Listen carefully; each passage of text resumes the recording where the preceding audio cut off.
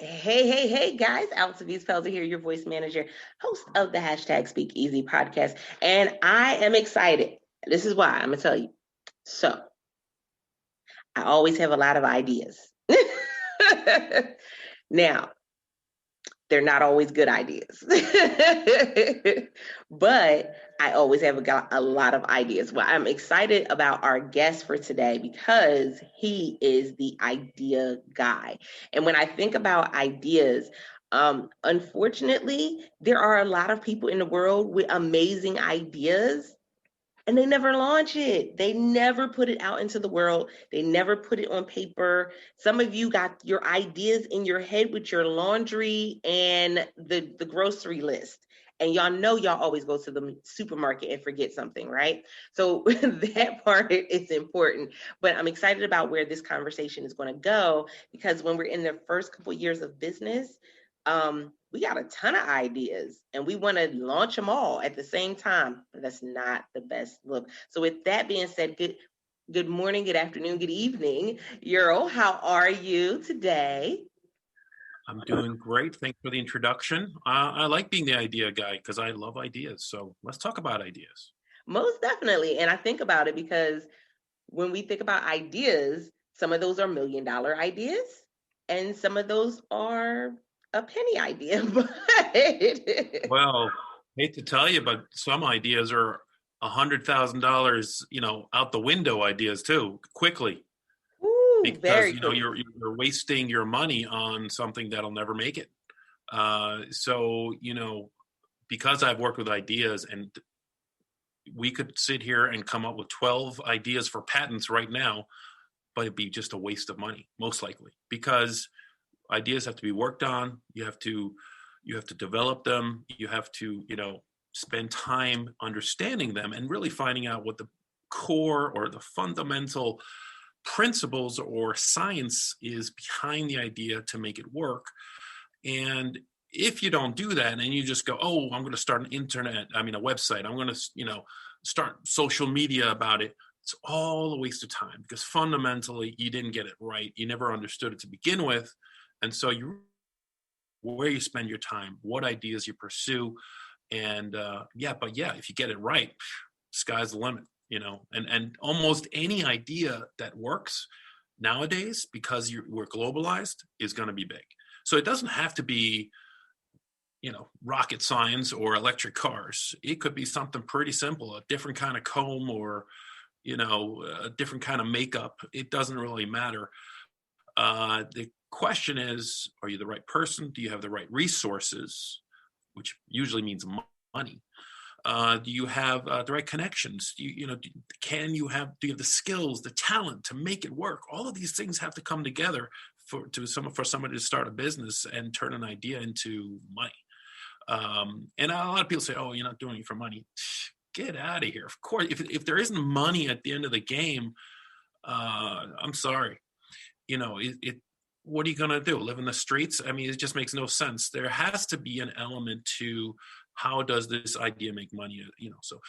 But again, it's a very broad topic. If there's anything specific you want me to get into, I love it. I love the business side of ideas, and I love the science behind ideas, the people that you need to put in place behind ideas. I mean, there's so many elements to it, which is why it's so fascinating to talk about. So I want to start with this. And SpeakEasy Podcast listeners, I normally don't start like this, but I love this particular topic. What has been the craziest thing that has been launched and you look at it and says, that actually made it? Well, look, I got to look at Elon Musk. I mean, he's just an inspiration to me. I mean, he's putting rockets in space, the electric car. I mean, he had everybody on Wall Street betting against him. They're still betting against him, which is insane. The guy's putting rockets in. He's putting people on rockets into space and landing the rockets back on the planet. And then he's taking over the whole auto industry with self-driving cars. And so those things are just impossible to do. And I've studied him, and I can tell you what the key is. And this is where the key to why Elon Musk is so successful is one very fundamental understanding he has, and that is something called a first principle. It's a first principle thinking, in the sense that it is something that is true no matter what. Right? Because we're having so much trouble with that in politics, with our belief systems. And this is what Elon Musk gets right. Know what is absolutely true no matter what. And that is your guiding light in making decisions on what to invest in, on what to have people work on. If you know the fundamental thing that is true about the problem you're trying to solve, then all of a sudden you've got a guiding light that tells you that eventually you'll figure it out and get it right. I love that you said that. I know when he first of all, when he showed up on and this just goes to show that I didn't do my full research. When he showed up on Clubhouse and like completely almost shut Clubhouse down because there were so many people trying to listen in at one time. And then I was like, wait, are people really asking him about aliens? Was that really a thing? I wasn't part of that Clubhouse. I don't even know what Clubhouse is. So, I'm not that's some advanced social media there. So it was such an interesting thing for me, but you kind of think, wow, it's interesting that really did take off. It's interesting that that's really a thing. I think back a couple years ago when they had somebody that was selling the jeans with the fake dirt on it. And I'm like sitting there going, as a parent, I screwed up in life because I made my kids wash their jeans and they could have been selling them. Yeah, those things are, unbelievable. But I mean, the trendy, fashion things, anything goes really. It's really about getting famous people to wear something. And the power of fame today is just unbelievable. I mean, and the social media is just empowering them to, what is it? The Kardashians get like $100,000, $200,000 to post something on Instagram. I mean, come on. It's like raining for nothing. I mean, it's crazy amounts of money. It is. And, I love that you said that part too, because we talked about, when you have the idea, there's this issue that arises because you got to pay for it. You got to pay for the infrastructure. You got to pay for, the patents. You got to pay for some people to help. And there may be people who are saying, well, I have this great idea, but my bank account isn't really at that point. What would you say to that person that, they're like, they feel as though they have the best idea ever? And they very well could have the best idea ever, or certainly a very powerful idea or a very leverageable idea. I mean, there's so many ways an ideas can be good. But I would say it's also a little bit about age. If somebody's in their teens or their 20s and they have this idea, then they have what I would call personal energy resources where they can hustle, right? But at the same time, there's that BMW they want to drive, right? There's that nice apartment they want to get. And those are the things that are going to derail their idea. Is those things you buy now because you want it now, as opposed to don't buy the BMW, don't get the nice apartment. Develop the idea with all your free time. You're going to have that job to get the money to start, and then put the money into the idea. Put your extra hours into, put your weekends into the idea.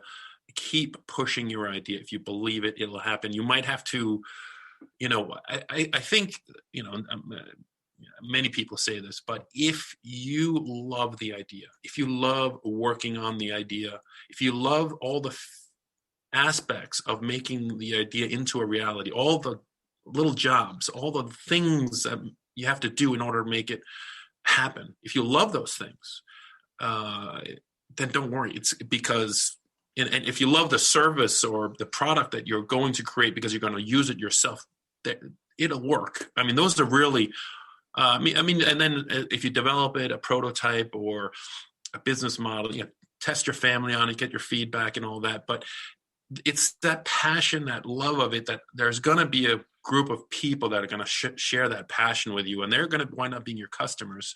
So those are the guiding lights as well. Let's say like on an emotional level. So Yeah, but it's the distractions that could kill that idea that you love, right? It's the BMW that's going to kill it, because maybe you get a $20,000-$30,000 job and you got to pay $1,000 a month for rent, or it's just, you got to put everything into it, and you got to do it for years and years, because it's everybody wants to go snap their fingers and boom, there it is, right? But it doesn't happen. It doesn't happen that way. It's just a ton of work. But if you love that work, right? So you can have that, not so good day job. But if you come home and you go, I can't wait to get out of this job and go home and work on my idea. Now you're talking that this is going to work eventually. Now, because you got the day job, you've got a long runway. And when I say a long runway, that means you can live, exist, and continue to work on this idea until it happens. And then you can dump that job. But that's the kind of math you got to do. As you get older, though, if you hit your 40s, you hit your 50s, because now you're talking about retirement money. You're talking about a different kind of risk, unless you have money. If you have money, it isn't that hard. I mean, then you just go for it. but there's a different problem when you have money, right? Because then let's file a patent. Let's get incorporated. Let's start a website. And you don't even have a product, right? So the problem with money is that it's resources out the window. You waste your money, right? When you don't have money, you can't file a patent because you can't afford it. You can't, you shouldn't buy a BMW, but, whatever. You see what I'm saying is that you're not going to waste money because you don't have the money to waste. Later in life, you might have the money to waste, and then you waste it because you don't know what you're doing. So there's danger no matter where you are in life, but the opportunity certainly is there. But the real test is that, or the thing that people have to understand is ideas are a dime a dozen, and you can toss most of them out the window. Even if you think it's a great idea, at least wait a week, because a week later you'll be like, oh man, that's a terrible idea. And it's if you're an idea person like me, you just have this adrenaline rush when you get an idea, and like, this is great. But then it's like fine wine. Does it age well or does it age poorly? The idea, right? You need an idea that ages well. And also, test that wine out, test that idea out with your friends, your family, see what they say. And also, you can't listen too much to them. You can just use their feedback as ways of making the situation better. But at the same time, if the feedback is really negative, you really have to understand why that is and be rational about it. Because if you're not rational about bad feedback, then maybe you're just not really listening. So. I love that you said that too, because something that comes up when we think about ideas is that false positive. Is, you had the idea and some people told you that it was a good idea, and you could make money with this, and you can make this, and you could do this, and then you get out into the world and it completely bombs. And now you're stuck, like holding it in your hand and going, now what do I do? So what would you say is one very valuable lesson when it comes to being able to handle the false positives? You got to learn from it. You got to count it as experience. It's just, okay, I got it wrong, but what did I learn, and what do I need to do differently to do it right the next time? At some point you have to, again, it's about loving the process of developing the idea into a business. So every failure is just a lesson, and it's the kind, for me, I learn the hard way, I guess, because I fail all the time. I start something, whatever it is, I get it wrong, and then I do it again. I get a little bit better, and 3 or 4 times later, I'm pretty proficient at it. And I think that's the way it is for most people. I don't find this, the good student doesn't really apply to being a good business person or a good product development person. Reading and taking a test is very different than living life and making a life for yourself. I mean, which is really what we're talking about when you're starting a business. You're developing. It's not just a business; it's your life, because all of those elements of that business is going to should be a passion for you to get it right. To wake up in the morning and go, yeah, I'm going to be working on this today. If you're developing an idea or starting a business. My friend of mine, he was at NYU University, and he needed to come up with a business plan, and we had this concierge type, mobile app services, but what I decided was, well, if I need to go to somebody's house to clean their bathroom, I didn't want to do that. And then I knew that, well, that business is not for me, because I'm not going to do that with passion.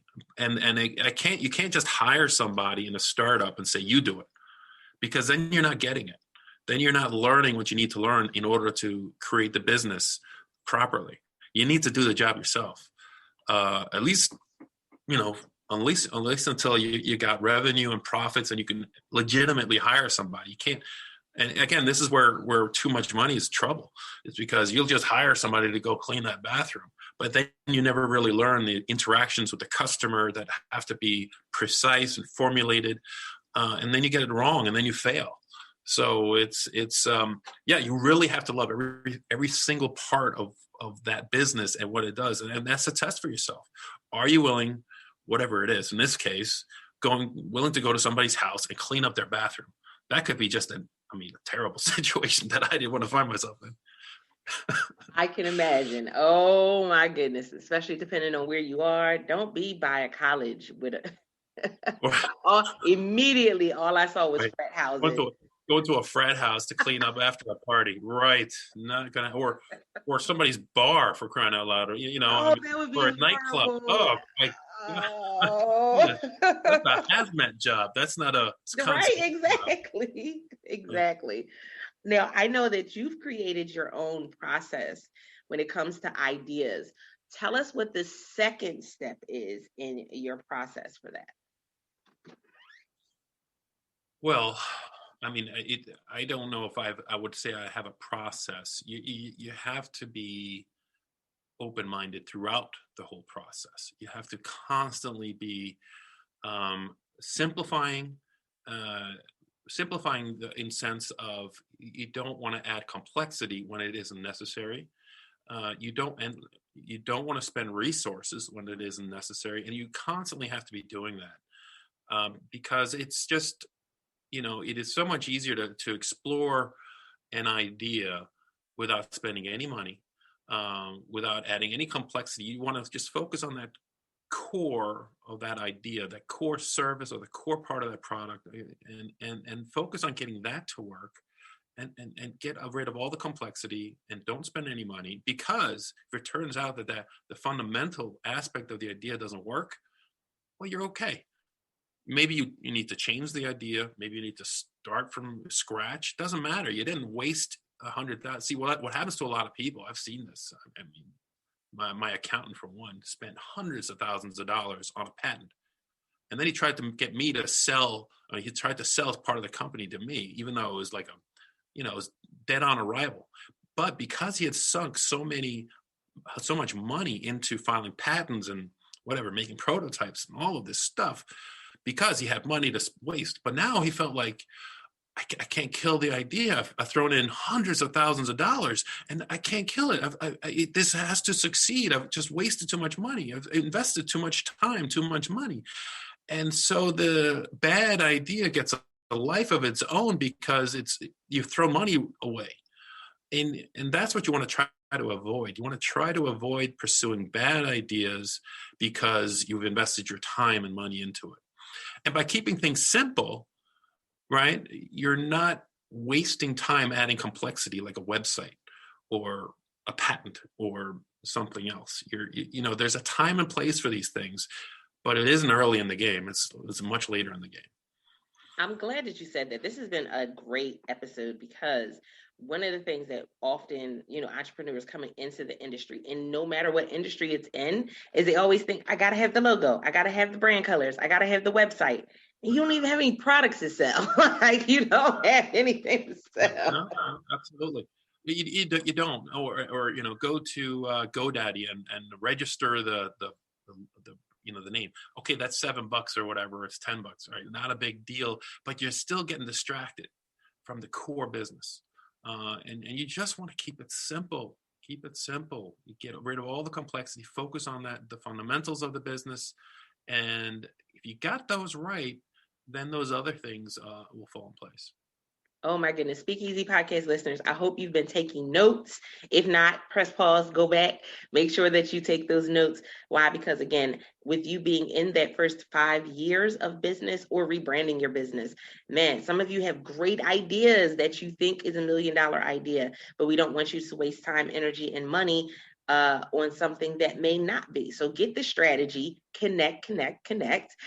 So you'll tell them how they can reach you online, and you have a book as well. Let them know about the book and where they can get it. Okay.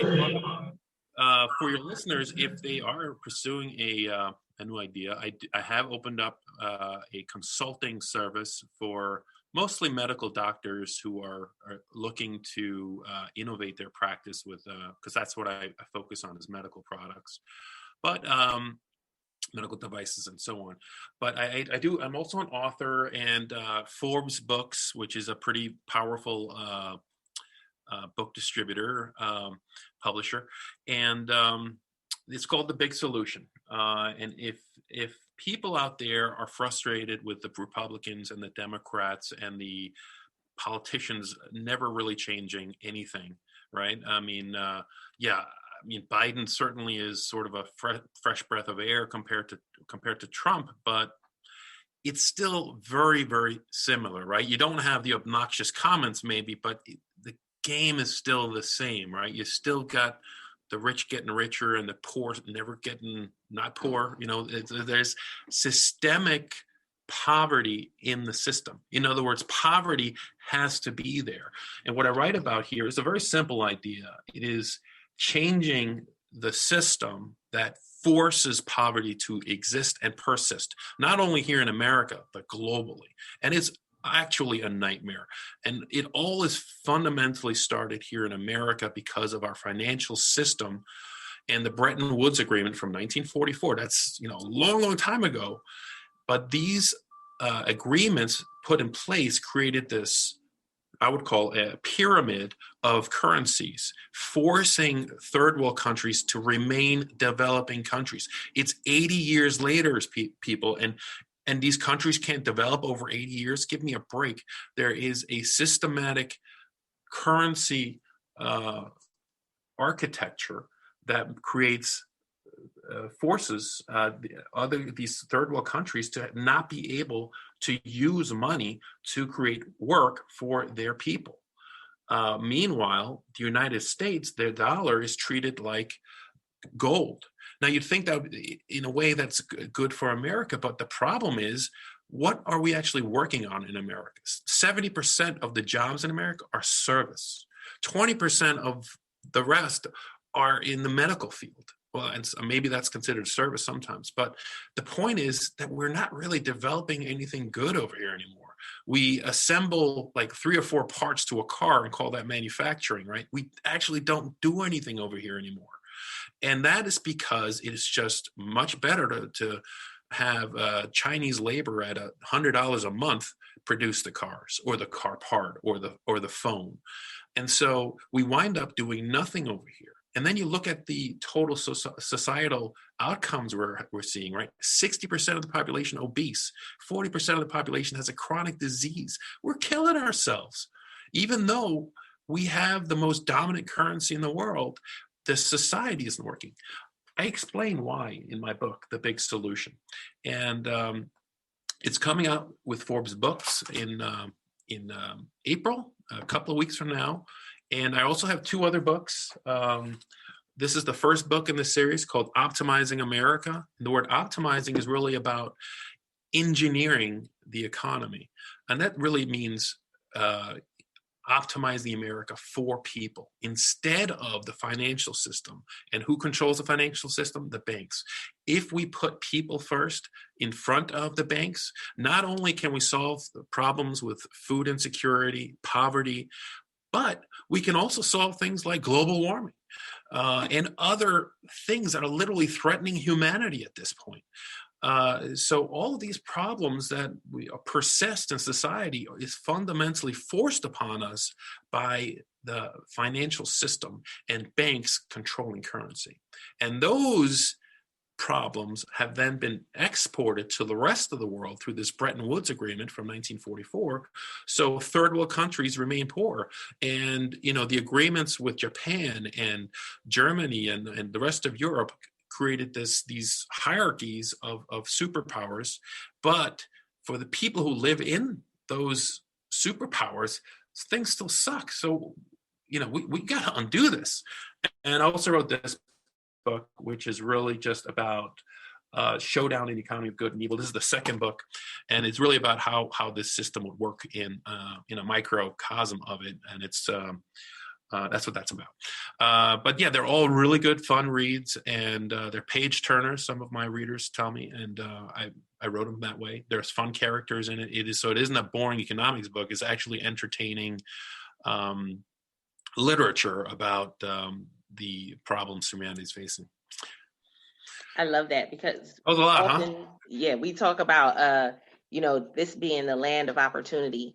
And man, if you really knew what that meant. That's what it means. It's not completely false. It's a land of opportunity if you can leverage the banking system in your favor. That's why unicorn companies happen over here. billion-dollar companies happen in America because the American banks can just lend out tons of money to these or invest tons of monies to these startups so that you get billion-dollar companies. You hardly see billion-dollar startups anywhere else in the world. Why couldn't a billion-dollar startup happen in, Venezuela or Argentina or Mexico? Why couldn't they happen there? Why? Because they don't have the dollar to just lend and lend and lend and lend, right? That's what's happening right now with coronavirus.